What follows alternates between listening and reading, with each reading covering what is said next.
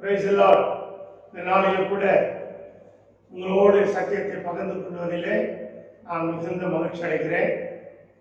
வெளிப்படுத்தின விசேஷத்திலே சபைகளை குறித்து நாம் தியானித்துக் கொண்டிருக்கிறோம். 3 சபைகளை நாம் பார்த்து விட்டோம். இன்றைக்கு 4வது சபையை நாம் சிந்திக்க போகிறோம். அந்த சபையின் பெயர் தியத்திரா.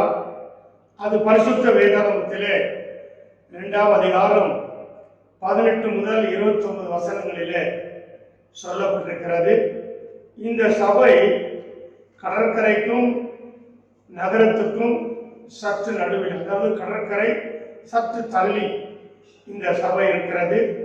இந்த பக்கத்திலே எபேசு சபை இருக்கிறது, அதன் கீழே சபை இருக்கிறது. அதனுடைய இடது பக்கத்திலே மற்ற 2 சபைகள் காணப்படுகிறது. எல்லாம் பக்கத்திலே இருக்கிற சபைகள் தான். ஆகவே இந்த சபையை குறித்து நாம் இன்றைக்கு நாம் தியானிக்க போகிறோம். கர்த்தர் இந்த சபையில சொல்லுகிற அந்த குறை என்ன என்பதை நாம் பார்த்துவிட்டு பிற்பாடு அதிலே மனம் திரும்ப வேண்டும் என்று சொல்லுகிறார். அப்படி மனம் திரும்பவில்லை என்று சொன்னால் கொடுக்கிற தண்டனை எல்லா சபையை காட்டிலும் இதிலே தான் பயங்கரமா இருக்கிறது. அதே சமயத்தில் மனம் திரும்பிவிட்டால் ஆசீர்வாதமும் அருமையாய் வைத்திருக்கிறார். இந்த சபையின் ஊழியக்காரனை குறித்து நான் சொல்ல ஆசைப்படுகிறேன். பவுல் பிலிப்பு பட்டணத்துக்கு வருகிறார். மக்கதோனியா தேசத்திலே இருக்கிறது. அது ரோமர்கள் குடியேறிய பட்டணம். அவர் அங்கே வந்து தங்கும் பொழுது தரிசனத்தை பார்க்கிறார். அந்த தரிசனத்திலே ஒருவன் வந்து நின்று எனக்கு உதவி செய்ய வேண்டும் என்று சொல்கிறார். இதை நான் முன்னாடி ஒரு சபையில சொன்னேன். அப்படியானால் அந்த மக்கதோனியா தேசத்தால் வாழ்கிற அந்த ஊழியக்காரன் யார் என்று சொன்னால், நீங்கள் அப்போஸ்தலர் 19ஆம் அதிகாரம் 29வது வசனத்திலே அங்கே பார்க்கிறோம். மக்கதோனியர் ஆகிய காயுவும் அரிஸ்தர்க்கும் என்று சொல்லப்படுகிறது. அரிஸ்தர்கை ஏற்கனவே ஒரு சபையின் போதகராக நாம் அந்த அப்போஸ்தலருடைய ஊழியத்தின்படியே அதை தீர்மானித்திருக்கிறோம். இந்த இடத்திலே இந்த காயுவும் ஒரு மக்கதோனியா தேசத்தான் தான். ஆகவே இந்த காயுவும் இந்த இடத்திலே பவுலோடு சேர்ந்து கொள்கிறார். அது மாத்திரமல்ல, காயுவை குறித்து பவுல் என்ன சொல்லுகிறார் என்று சொன்னால், ரோமருக்கு எழுதின நிருபம் கடைசி அதிகாரம் அங்கே பார்க்கிறோம் 23வது வசனத்திலே 16ஆம் அதிகாரம் 23லே என்னையும் சபை அனைத்தையும் உபசரித்து வருகிற காயு என்று சொல்கிறார். அப்படியானால் சபையை உபசரிக்கிற ஒரு ஊழியக்காரன் காயு. அது மாத்திரமல்ல, அப்போஸ்தலர் 20ஆம் அதிகாரம் 4ஆம் வசனத்திலே பார்த்தோம், 7 பேரில காயு ஒருத்தர் இருக்கிறார். அந்த காயுக்கு பவுல் தான் ஞானஸ்தானம் கொடுக்கிறார். வாசிக்கலாம் 1 கொரிந்தியர் 1ஆம் அதிகாரம் 15ஆம் வசனத்திலே நான் கிறிஸ்துவுக்கும் காயுவுக்குமே அன்றி உங்கள் வேறொருவருக்கு ஞானஸ்தானம் கொடுக்கவில்லை, இதற்காக தேவனை ஸ்தோத்திரிக்கிறேன் என்று சொல்கிறார். அப்படியானால் ஒரு முக்கியமான ஒரு நபர் காயு. ஆகவே இந்த சபைக்கு என்னுடைய வெளிப்பாடின்படி காயுதான் ஊழியக்காரனாய் இருப்பார் என்று நான் விசுவாசிக்கிறேன். ஆகவே இந்த சபையை குறித்து சிந்திக்கலாமா? இந்த சபையில ஆண்டவர் சொல்கிற குறை என்னவென்றால், இந்த சபையில ஒரு ஸ்திரீ இருக்கிறார். அவள் பெயர் எசபேல். பெயரே எசபேலாக இருக்கணும். அதே சமயத்தில் ஆவிக்குரிய வாழ்க்கையிலையும் பழைய ஏற்பாட்டிலே ஆகாப் என்கிற ராஜாவுடைய மனைவி பேர் எசபேல். அவள் ஒரு பகாலின் குமாரத்தி, விக்கிரகத்தை வணங்குகிற ஒரு ராஜாவுடைய குமாரத்தி. அதை ஆகாப் ராஜா திருமணம் செய்து கொள்ளுவான். அவள் நிமித்தம் தீர்க்கதரிசிகள் கொல்லப்படுவார்கள். அநியாயம் அக்கிரமம் நிறைய செய்வார். அந்த ஆவியே ஒரு மோசமான ஆள். ஒருவேளை இவளுக்கு அந்த பெயரை வைத்தது நிமித்தம் இவளுக்கும் அந்த ஆவி இருக்கும். ஆவிக்குரிய அர்த்தத்திலே நாம் அப்படியும் சிந்திக்கலாம். எசபேல் என்று சொன்னால் அந்த ஆவிக்குரிய ஸ்திரீயை குறித்து நாம் இவளை வைத்து தியானிக்கிறோம். ஆனால் வெளிப்படத்தில் அவள் பெயரே எசபேல் என்று சொல்லப்படுகிறார். சரி, இருக்கட்டும். இந்த எசபேல் இந்த ஸ்திரீ என்ன செய்கிறாள்? தன்னைத்தானே தீர்க்கதரிசி என்று சொல்லிக் கொள்கிறாள். நல்லா கவனிங்க. தீர்க்கதரிசி என்று சொல்லி மற்றவர்கள் உங்களுடைய தீர்க்க தரிசனத்தை பார்த்து சாட்சி கொடுக்க வேண்டாம்.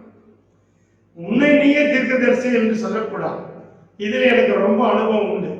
எனக்கு அருமையானவர்களே, நான் என் மனைவியோடு நான் வாழ்ந்திருக்கிறேன். என் மனைவி ஒரு தீர்க்கதரிசியா இருந்திருக்கிறான். உண்மையா சொல்லுகிறேன், அப்படி இருக்கும் தீர்க்க தரிசனம். அவன் சொன்ன தீர்க்க தரிசனங்களை உங்களிடத்தில் நான் பகிர்ந்து கொள்கிறேன். ஒரு வாரத்துக்கு முன்பாக அவங்க சொன்னாங்க, அப்பா ஆண்டவரே வந்துச்சாரு, கடல்ல இருந்து ஒரு காற்று வரப்போகுது, அது 140 கிலோமீட்டர் வேகத்தில் வீசும் அப்படின்னு சொன்னாங்க. சொல்லி ஒரு வாரத்தில் அந்த காற்று வந்தது. 140 கிலோமீட்டர் வேகத்தில் அந்த காற்று கிடைத்தது. இன்னும் அநேக காரியங்களை என்ன சொல்ல முடியும். ஆகவே பிரியமானவர்களே, அவர்கள் தீர்க்க தரிசனம் சொல்லும் போது சபையார் எல்லாரும் சொல்லுவார்கள், பயப்படுவார்கள். உண்மையாகவே தீர்க்கதரிசி என்று மனதிலே நினைப்பார்கள். ஆனால் இந்த சபையிலே அப்படி இல்லை. இவளே தன்னை தீர்க்கதரிசி என்று சொல்லுகிறார். அப்படியானால் இவள் சொல்லுகிற தீர்க்க தரிசனம் கரெக்டா இருக்கும், அதிலே மாற்றம் இருக்காது. ஆனால் இவள் கர்த்தருடைய ஆவியிலே நிரம்பி தீர்க்க தரிசனம் சொல்வது கிடையாது. இவள் நிச்சயமாக அந்நிய கிரியைகளில், அதாவது குறி சொல்லுகிற ஆவியை வைத்துத்தான் இவள் தீர்க்க தரிசனம் சொல்லி இருக்கக்கூடும். ஏனென்றால் அந்த இடத்திலே சத்தியம் அப்படித்தான் இருக்கிறார். ஆகவே பிரியமானவர்களே, தீர்க்கதரிசிகளை உலகத்திலே நீங்கள் சரியாய் அடையாளம் கண்டுகொள்ள வேண்டும். தீர்க்க தரிசனத்தை நாடி போவது ஒரு விசுவாசிகளுக்கு அவ்வளவு அழகல்ல. சபையிலே கர்த்தர்களுக்கு தீர்க்க தரிசனமான வார்த்தையை வைத்திருக்கிறார். சபையிலே கர்த்தர் தீர்க்க தரிசிகளை வைத்திருக்கிறார். இந்த தீர்க்கதரிசியானவள் யார் என்பதை நாம் பார்க்க போகிறோம். தன்னைத்தானே தீர்க்கதரிசி என்று சொல்லுகிற அவளை அநேக தீர்க்கதரிசியை அங்கீகரிக்கிறார்கள். காரணம், அவள் சொல்லுகிறதெல்லாம் சரியா இருக்கிறது. ஆகவேதான் அவளை நம்புகிறார்கள். அதை இந்த சபையின் ஊழியக்காரன் பயன்படுத்துகிறான். அதுதான் ஆண்டவர் கண்டிக்கிறார்.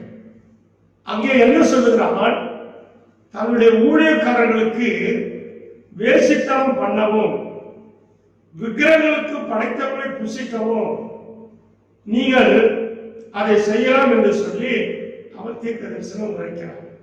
தீர்க்க தரிசனத்தை அசிஸ்டன்ட் பாஸ்டர்ஸ் அல்ல மற்ற ஊழியக்காரர்கள் அவர்களுக்கு சொல்கிறார். இந்த உதவி ஊழியக்காரர்கள் மற்ற ஊழியக்காரர்கள் எல்லாம் இவரிடத்தில் போய் தீர்க்க தரிசனம் கேட்பார்கள். அப்படி என்று நான் விசுவாசிக்கிறேன். ஆனால் சபையிலே அவனை ஒரு சில வாரங்களிலே இடம் கொடுத்தாலும் கூட, ஆனால் பின்னாடி இந்த சபையை குறித்து ஆண்டவர் சொல்லுகிறார். ஒரு கருப்பு டார்க்கான அந்த எழுத்திலே அதை எழுதுவார். அதை நான் வாசிக்கிறேன். தியத்தீராவிலே இந்த போதகத்தை பற்றி கொள்ளாமலும் சாத்தானுடைய ஆழங்கள் என்று அவர்கள் சொல்லுகிறார்களே, அந்த ஆழங்களை அறிந்து கொள்ளாமலும் இருக்கிற மற்றவர்களாகிய உங்களுக்கு நான் சொல்லுகிறதாவது என்று சொல்லுகிறார். அப்படியானால் தியத்தீராவிலே இந்த போதகத்தையும் இந்த ஆழங்களையும் ஏற்றுக்கொள்கிறதில்லை. அப்படியானால் இவள் எங்கே சொல்லுகிறார் சொன்னால், இந்த ஊழியக்காரன் இடம் கொடுக்கிறான். ஒருவேளை மாதத்திலே ஒரு வாரம் சபைக்கு கூப்பிடுவான், அல்லது அசிஸ்டன்ட் ஊழியக்காரர்கள் என்னுடைய ஊழியம் எப்படி இருக்கும், என் வாழ்க்கை எப்படி இருக்கும், எனக்குள்ளே பலவீனம் இருக்கிறது, எனக்கு இச்சை நிறைய இருக்கிறது, விக்கிரகத்துக்கு படைத்ததெல்லாம் புசித்தால் தேவ கோபம் வரும் என்று பாஸ்டர் பிரசங்கிக்கிறாரே அப்படின்னு சொல்லி அவர்களுக்குள்ளே கேள்வியோடு இருக்கும் பொழுது அவர்கள் இந்த தீர்க்க தரிசனை நாடி போயிருக்க கூட அந்த வேளையில் அவர் தீர்க்க தரிசனம் சொல்வார். அதெல்லாம் ஒன்றும் இல்லை, வேசித்தனம் என்பது எல்லாருக்குள்ளும் இருக்கும், இச்சை இல்லாமல் ஒரு மனிதனும் இருக்க முடியாது. ஆகவே நீங்கள் வேசித்தனம் பண்ணலாம், விக்கிரக படைத்தவர்களை புசிக்கலாம். ஆண்டவரே சொல்லி இருக்கிறார், வாய்க்குள்ளே போறது ஒன்றும் தீட்டுப்படாது, அது ஆசன வழியாய் போய் கழிந்துவிடும். ஆனால் இருதயத்திலிருந்து புறப்படுகிற வார்த்தை தான் ஒரு மனிதனை தீட்டுப்படுத்தும் என்று சொல்லி வசனத்தின் மூலியமாகவே அவர்களை வேசித்தனம் பண்ணவும் விக்கிரகத்துக்கு புசிக்கவும் அவள் சொல்லி இருக்கக்கூடும். ஆகவே பிரியமானவர்களே, இந்த காரியங்களை குறித்து நீங்கள் மிகவும் எச்சரிக்கையாக இருக்க வேண்டும். எப்பொழுதும் விசுவாசிகள் அதிகமாக தீர்க்கதரிசிகளை நாடி போகக்கூடாது. உங்களுக்கு தீர்க்க தரிசனம் வேண்டும் என்றால் நீங்கள் ஜெபித்தால் உங்களை தேடிய கர்த்தர் தீர்க்கதரிசி அனுப்புவார். அதை சபை அடையாளம் கொண்டு உங்களுக்கு தீர்க்கதரிசிகளை சபைக்கே கொண்டு வந்து பேசுவார்கள். இல்லை என்றால் சபை ஊழியக்காரனை கர்த்தர் தீர்க்கதரிசியை மாற்றுவார். ஆனால் இந்த ஊழியக்காரனுக்கு அந்த வரம் இல்லை. பொதுவாக சபை ஊழியம் நடத்துகிற அநேக பாஸ்டர்ஸ்களுக்கு தீர்க்க தரிசனம் வரம் இருக்கா? 100ல் ஒரு 10 பேர் தான் அப்படி இருப்பார்கள். ஏனென்று சொன்னால் ஊழியத்திலேயே மிகவும் வரம்பற்ற ஒரு ஊழியம் வசனத்தை பகுத்து போதித்து போதிக்கிறது தான் முதல் வரம் என்று பவுல் கொரிந்தியருக்கு எழுதுகிறார். சரி, இருக்கட்டும் பிரியமானவர்களே. ஆகவே ஊழியக்காரன் தீர்க்க தரிசனம் வரம் இல்லை என்று சொல்லி நீங்கள் தீர்க்கதரிசிகளை நாடி போய் பாவத்தில் விழுந்து போய் உங்கள் ஜீவத்தை கெடுத்துக் கொள்ளக்கூடாது. ஆகவே கர்த்தர் இந்த சபையின் ஊழியக்காரனை எச்சரிக்கிறார். நீ ஏன் அவனுக்கு இடம் கொடுத்தார்? நீ ஏன் அவனை சபையில கொண்டு வந்து தீர்க்க தரிசனம் பேச வைத்தார்? இந்த ஊழியக்காரனுக்கு ஒரு அறிவு இருக்கணும். எல்லாரும் தீர்க்க தரிசியாய் நம்பிடக்கூடாது.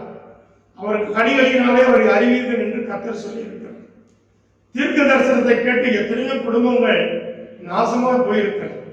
கர்த்தர் சொன்னா கரெக்டா இருக்கும். கர்த்தருடைய ஆவியை கரைத்துக் கொண்டு ஒளியின் வேஷத்தை கரைத்துக் கொண்டு நடக்கிற காரியங்கள் எல்லாம் சரியா இருப்பது போல இருக்கும். ஆனால் நீங்கள் வஞ்சிக்கப்பட்டு போவீர்கள். இந்த சபை காண்டர் அப்படிதான் சொல்லுகிறார், வஞ்சிக்கப்பட்டீர்கள் என்று சொல்லுகிறார். ஆகவே பிரியமானவர்களே, எச்சரிக்கை. தீர்க்கதரிசிகள் இந்த நாட்களிலே போலியான தீர்க்கதரிசிகள் உலகத்திலே நிறைய எழுந்திருப்பார்கள், இருக்கிறார்கள். ஆகவே நீங்கள் ஜாக்கிரதையாக இருக்க வேண்டும் என்று சொல்லி இந்த சபை எச்சரிக்கிறார். ஆகவே பிரியமானவர்களே, அப்படியானால் இந்த ஸ்திரீ யாரா இருக்கப்படும்? இவ எப்படி உள்ளே வந்தார் என்று சொன்னால் வேதத்திலே தியத்திரா என்கிற ஒரு ஊரை குறித்து நாம் சிந்திக்கலாம். அது அப்போஸ்தலர் 16ஆம் அதிகாரம் 14வது வசனத்தில் இருக்கிறது. அது எங்கே என்று சொன்னால் பிலிப்பு பட்டினம், அதாவது விரையாவுக்கு பிலிப்பு பட்டணம். இதில் ரோமர்கள் வந்து குடியிருக்கிறார்கள். ரோமர்கள் வசதி படைத்தவர்கள்.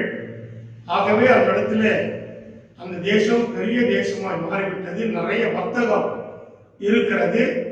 அந்த தேசத்திலே பிலிப்பு பட்டணத்திலே அந்த ரத்தாம்பரம் விற்கிற லீதியா என்கிற ஒரு ஸ்திரீ இந்த பட்டணத்தில் இருந்து, தியத்திரா பட்டணத்திலிருந்து அந்த இடத்துல ரத்தாம்பரம் விற்க வருவார். என்று சொன்னால் ரத்தாம்பரம் ஏழை மக்கள் வாங்க முடியாது. அது சந்தையில கூடுகிற பெரிய பணக்காரர்கள் தான் வாங்க முடியும். ஆகவே ரோமர்கள் குடியேறி அந்த பட்டணம் பணக்கார பட்டணமா இருக்கிறபடியால் அவளுக்கு அந்த தியத்திரா அந்த ஊரில் இருந்து ரத்தாம்பரங்களை கொண்டு வந்து அந்த பிலிப்பு பட்டணத்திலே அந்த ஆற்றின் ஓரத்திலே சில ஸ்திரீகளோட அவள் இந்த வியாபாரம் பண்ணுகிறார். இந்த இடத்துக்கு பவுல் வழக்கமா ஜெபம் பண்ண வருவார். வரும்பொழுது அன்றைக்கு ஸ்திரீகளிடத்தில் பிரசங்கம் பண்ணுகிறார். அதிலே இவன் ரட்சிக்கப்படுகிறான். இந்த லீதியா என்கிற அந்த சகோதரி ரட்சிக்கப்படுகிறார். உடனே அவள், நீங்கள் என்னை கர்த்தரிடத்தில் விசுவாசம் என்று நீங்கள் கண்டிருந்தால் என் வீட்டுக்கு வாருங்கள், என் வீட்டிலே தங்குங்கள் என்று சொல்லி அவர்களை தன் வீட்டுக்கு அழைத்து கொண்டு போகிறார். அப்படியானால் இவள் மூலியமாகத்தான் அந்த இடத்திலே அவள் வீட்டிலே அந்த சபையை நிறுவி இருக்கக்கூடும் என்று சொன்னால் அவளும் அவள் வீட்டாரும் ஞானஸ்தானம் பெற்றுக் கொண்டார்கள் பவுல் மூலியமாக. எனக்கு அருமையான தேவ சதமே, நன்றாய் கவனிங்கள். இந்த லீதியாவை குறித்து வேதம் என்ன சொல்லுகிறது தெரியுமா? பவுல் பிரசங்கித்த பொழுது கர்த்தர் பவுல் வாயிலிருந்து புறப்படுகிற வார்த்தைகளை அறிந்து கொள்ளும்படியால் அவள் இருதயத்தை திறந்தாள். அப்படியானால் இருதயம் முழுவதும் பாவ வாழ்க்கையை அழித்து புதிய வாழ்க்கையை தொடங்கக்கூடிய ஒரு பிரசங்கத்தை பவுல் அங்கே செய்திருக்கிறார். பவுல் தீர்க்க தரிசனமாய் பேசியிருக்கப்படும். ஆகவேதான் கர்த்தர் அவள் உள்ளத்தை திறந்தாள் என்று சொல்லப்படுகிறார். என கருமையானவர்களே, இப்படித்தான் ஊழியக்காரன் ஜெபித்து அவன் வழக்கம் போல ஜெபிக்கிறேன், ஜெபித்து அவன் மக்களுக்கு கர்த்தருடைய வார்த்தையை சொல்லும் பொழுது அதுவே தீர்க்க தரிசன வார்த்தையா கடந்து போய் உள்ளத்தை உடைத்து அவள் வாழ்க்கையை மாற்றிவிடும். எனக்கு அருமையானவர்களே, இந்த சபை இவள் மூலியமாய் கட்டப்பட்ட சபை. வீட்டார் அனைவரும் கர்த்தரை ஏற்றுக்கொண்டார்கள். ஆனால் வழக்கத்தின்படியே ஜெபிக்க போகும்போது அவள் வீட்டிலிருந்து அவர்கள் ஜெபிக்க புறப்படும் பொழுது சீசர்களோட ஒரு குறி சொல்லுகிற ஒரு ஸ்திரீ பின்னாடி வருகிறார். அவள் தான் இந்த இசபேலா இருக்கக்கூடும். அவள் வழக்கத்தோறும் ஜெபிக்க போகிற வழியில தினந்தோறும் பவுலை குறித்து இப்படி சொல்லுவார், உடலமான தேவனுடைய ஊழியக்காரர்கள் இவர்கள், ரட்சிப்பின் வழியை நமக்கு அறிவிக்கிறவர்கள் என்று குறி சொல்கிற ஒரு ஸ்திரீ ஆண்டவருக்கு ஊழியம் செய்கிற இந்த ஊழியக்காரர்களை புகழ்கிறார். ஒரு நாள் அல்ல, 2 நாள் அல்ல, அநேக நாள் புகழ்ந்து இருக்கிறார். நம்ம கூட யாராச்சும் புகழ்ந்துட்டா, இப்போ அவன் எப்படி புகழ்ந்து இருப்பானா, அவன் குறி சொல்றான். ஆமா, அவன் சொல்ற வார்த்தை பவுலுக்கு இன்பமா இருந்திருப்பான். முதல் நாள் 2 நாள் கேட்டாரு, ரொம்ப சந்தோஷம். அப்ப இதே சொல்லிக்கிட்டே இருந்தா, ஓஹோ இதுல ஏதோ சம்திங் இருக்குது அப்படின்னு நினைச்சாரு பவுல். ஊழியக்காரனுக்கு வெளிப்பாடுகள் ரொம்ப அவசியம். அதனால எந்த ஆவி சபைக்குள்ள வருது, எந்த ஆவி நம்மளோடு பேசுகிறது என்பதெல்லாம் நம்ம அறிந்து கொண்டிருக்க வேண்டும். ஆண்டவர் எனக்கு அதில் கொஞ்சம் கிருபை கொடுத்திருக்கிறார். தேவனுக்கு மகிமை உண்டாகட்டும். நான் யாரையும் அவ்வளவு சுலபமாய் நான் எண்ணிவிட மாட்டேன். நான் என்ன வரம் பெற்றிருந்தாலும் நம்மை யோசித்து நிதானித்துத்தான் நான் சபைக்கு அனுப்பேன். பொதுவாக சபைக்கு நான் யாரையும் அழைப்பது இல்லை. கர்த்தருக்கு மகிமை உண்டாகட்டும். ஆகவே பவுல் அவளை அதட்டுகிறான், இவளை விட்டு போ அப்படின்னு சொல்லி அந்த ஆவியை அதட்டின உடனே நான் விசுவாசிக்கிறேன் அவளும் ரட்சிக்கப்பட்டு சபைக்குள்ளே வந்திருக்க கூடும்.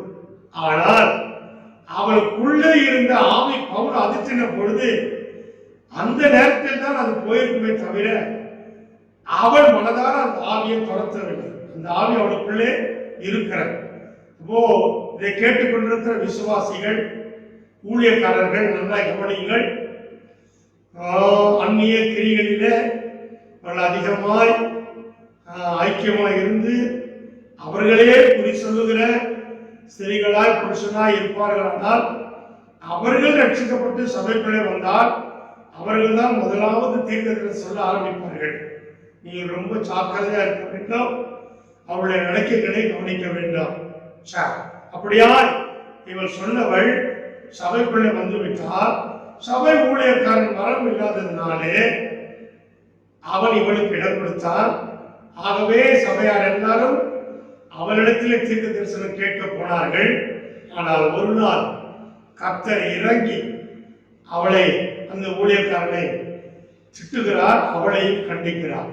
ஆகவே பிரியமானவர்களே, தீர்க்க தரிசனத்தை குறித்து சபை எச்சரிக்கையா இருக்க வேண்டும். என்னை பொறுத்த வரைக்கும் ஊழியக்காரன் ஆழமான சத்தியங்களை உங்களுக்கு போதிப்பான்.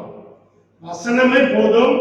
கர்த்தர் சொல்லுகிறார், சத்தியத்தை அறிவீர்கள், சத்தியம் உங்களை விடுதலை, அதுவே உங்களை எல்லா காரியங்களிலிருந்தும் விடுதலையாக்கும். எதிர்காலம் எப்படி இருக்கும் என்று நீங்கள் ஒருபோதும் சிந்திக்க வேண்டாம். ஒவ்வொரு நாளையும் கர்த்தர் நடத்துவார். அவரின் பாதத்தில் உட்கார்ந்து ஆண்டவரே இன்றைய தினத்தை நடத்தும் என்று சொன்னால் நிச்சயமா நடத்துவார். ஆகவே தீர்க்க தரிசனம் கேட்குத்தான் வாழுகிற கர்த்தருடைய பிள்ளைகளுடைய வாழ்க்கை ஸ்திரமா இருக்காது. கேட்கலாம், எப்பொழுது ஒரு நாள் கேட்டு அதுவும் நீங்கள் கிரகித்துக் கொள்ள வேண்டும்.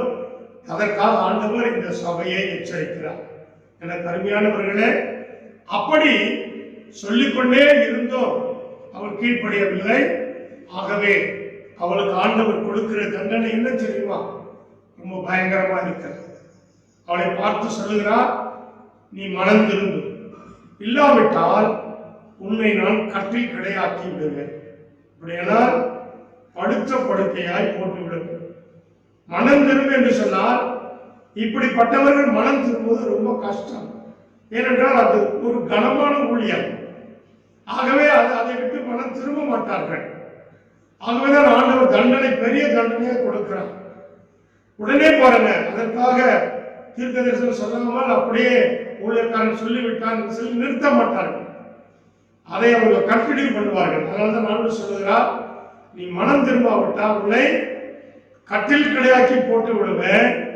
அது மாத்திரமல்ல, உன் பிள்ளைகளை கொல்லவே கொள்ளுவேன்.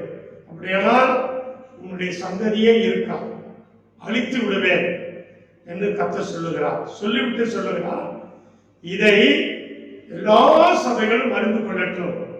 அந்த 23வது வசனத்தை நீங்கள் வாசித்தால், அப்பொழுது நானே உள்ள கிரியைகளையும் இருதயங்களையும் ஆராய்கிறவர் என்று எல்லா சபைகளும் அறிந்து கொள்ளும். சபைதான் ரொம்ப முக்கியம். நல்லா புரிஞ்சுக்கோங்க. சபைதான். தீர்க்கதரிசிகள் எல்லாம் வெளியோட வச்சுக்கணும். அப்படியே விருப்பமான நல்ல சாட்சியுள்ள தீர்க்கதரிசியை நீங்க ஊருக்குள்ள கொண்டு வரலாம். நல்லா கவனிங்க, சபை எப்படி எச்சரிக்கிறார் பாருங்க. அவருக்கு சபைதான் முக்கியம். சத்தியத்தில் வளரணும், அதான் ரொம்ப முக்கியம். எதிர்காலத்தில் நீங்க கேட்டு கேட்டு வாழ்வது சரியான அனுபவம் இல்லை. உன் வாழ்க்கையே மாற பாருங்க. சொல்ல இருதயங்களை ஆராய்கிறவர் என்று எல்லா சபைகளும் அறிந்து கொள்ளும். அன்றியும் உங்களில் ஒவ்வொருவருக்கும் உங்கள் கிரியைகள் படியே பலன் அளிப்பேன். நல்ல கிரியா இருக்கணும். ஊழியக்காரனும் விசுவாசிகளும் பல மணி நேரம் வேகத்தில் உட்கார்ந்து ஆராய்ச்சி பண்ணுங்க.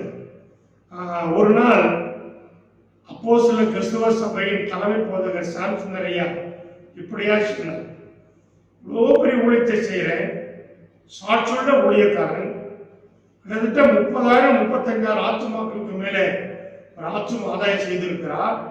ஆனால் ஒரு நாள் கூட நான் கர்த்தரை பார்த்ததில்லை, ஒரு நாள் கூட ஆண்டவர் என்னோடு பகிரங்கமா பேசுவதில்லைன்னு சொன்னார். ஆச்சரியமா இருக்கிறார். பார்த்தீங்களா, இதுதான் சரியான அனுபவம். சோத்திரம். ஆண்டவர் பேசுறா பேசிருக்கலாம், உண்மைதான். இப்போ வாரம் செய்தி கொடுக்கிறார், கர்த்தர் பேசுறார், அது உண்மைதான், அதுல மாற்றம் கிடையாது. தூதெல்லாம் அவர் தான் கொடுக்கிறார். ஆனா அப்படியே நடந்த காரியங்களை புட்டு அப்படியே வாயில வரக்கூடாது, நீங்க ஏற்றுக்கொள்வீங்க. அப்படி இருக்கக்கூடாது. நீங்க ஆண்டவரோடு ஜெபித்து பழக கற்றுக்கொள்ள வேண்டும் சார். ஆகவே பிரியமானது, இந்த போதகத்தை தியத்திரா சபையில இருக்க சிலர் ஏற்றுக்கொள்கிறதில்லை. அதான் ரொம்ப முக்கியம். அவங்கள கர்த்தர் பாராட்டுறார். எப்படி பாராட்டுறார் தெரியுமா? கர்த்தருக்கு மகிமை. அந்த ஆசீர்வாதம் பாருங்க, அவங்க கொடுக்கிற ஆசீர்வாதம், உங்கள் மேல் வேறொரு பாரத்தை நான் வைக்க மாட்டேன், சுமத்த மாட்டேன். ஏன்னா சத்தியத்தில் இருக்கிறீங்க, உங்களுக்கு வேற ஒரு பாரமும் வாழும். சத்தியத்தில் அப்படியே மேய்ந்து கொள்ளுங்க. அர்த்தம் சொல்றாரு, உங்களுக்குள்ள இருக்கிறதை நான் மறுபடம் பற்றி கொள்ளுங்கள். ஆமா, அதெல்லாம் போதகத்துல கை கொள்ளாது. சதன அர்த்தம் கேட்காது. ஆமே, உனக்குள்ளதை நீ பற்றி கொண்டு. ஆமே, சாத்தானே ஆளவும் நமக்கு தேவையில்லை. சதனா பற்றி கொண்டு அப்படி சொல்றாரு. அப்புறம் கர்த்தர் சொல்றார், ஜெயம் கொண்டு முடிவு அறிந்து கிரிகளை கை கொள்கிற எவனோ அவனுக்கு நான் பிதாவினத்தில் அதிகாரம் பெற்றது போல ஜாதிகள் மேல் அதிகாரம் கொடுக்கிறேன். அது ஒரு ஆசீர்வாதம். ஜாதிகள் மேல் அதிகாரம். பாத்தீங்களா? அம்மே, ரொம்ப ஆச்சரியம். இன்னும் சொல்ல நேரம் இல்லை. ஜாதிகள் மேல் அதிகாரம் கொடுக்கிறாரு. அடுத்தது இருப்பு கோலா ஆளுகை செய்கிற ஆளுகையை கொடுக்கிறார். அவர்களை மண்பாண்டங்களை போல நொறுக்கப்படுவார். அவர்கள் மண்பாண்டங்கள் போல நொறுக்கப்படுவார். வெளிப்படுத்தல் 2ஆம் அதிகாரத்தில் ஒரு சிறு பிள்ளை வைக்கிறார் இல்லையா? அந்த பிள்ளை எப்படி இருக்குது? அவன் தேவனுக்கும் ஆட்டுக்குட்டியானதுக்கும் முதற் பலன். அவர்கள் ஜாதிகளை இருப்பு கோலால் ஆளுகை செய்கிறவர்கள். இருப்பு கோலால் ஆளுகை செய்கிற ஆண் பிள்ளையை பெற்றார். அப்படின்னா இருப்பு கோலால் ஆளுகை செய்கிற ஆண் பிள்ளை எப்படி இருக்கணும்? ஊழியக்காரன் சபை விசுவாசிகள் இந்த சபை மாறி இருக்கும். அப்பதான் தேவனோடு கூட ஆளுகை செய்கிற ஆண் பிள்ளையை சபை பெற்றெடுக்க முடியும். ஆகவே பிரியமானவர்களே, கடைசியாக என்ன ஆசீர்வாதம் கொடுக்கிறார் தெரியுமா? விடிவெளி நட்சத்திரத்தையும் அவனுக்கு கொடுப்பேன் என்று சொல்லுகிறார். ஆகவே இந்த சபையில அவர் சொல்கிற குறை ஒரே ஒரு குறைதான். ஆமா, ஆவியை பகுத்தறியாம கண்ட ஆவிகளுக்கு இடம் கொடுத்திய அப்படின்னு சொல்லி, அந்த ஆவி இடம் கொடுத்தல அவளை கண்டி அப்படி சொல்லி கண்டிச்சு வெளியே தோத்தன்னு சொல்லுங்க. அவன் மனம் திரும்பவில்லைன்னு சொல்லு. பார்த்தீங்களா? அப்போ சின்ன காரியம் தான் அது பெரிய ஆபத்தை கொண்டு வந்து கொடுத்துள்ளது. அங்கே இந்த சபையில ஆண்டவர் சொன்ன எச்சரிக்கையின்படி வாழ்ந்து நாம் சுகித்திருப்போமானால் நிச்சயமாக நம்முடைய சபையில் இருக்கிற எல்லாரும் நம்ம இருப்பு கோளார் ஆளுகை செய்ய ஆட்களை தேவன் நமக்கு கொடுப்பார். கர்த்தர் இந்த வசனத்தின்படியே நம்ம சபையை ஆசீர்வதிப்பார். ஆமாம்.